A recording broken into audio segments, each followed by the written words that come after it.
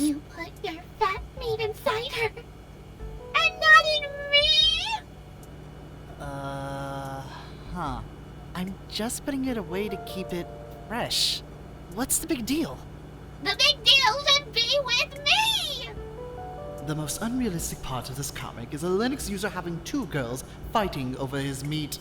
I thought that for a Linux user, a computer was the same as a girl. Would it even fit inside her? 'Cause I don't think she can handle all that. I have a drawing that explains the opposite. But due to the platform, I am not going to risk that even if she is covered. Have a good day.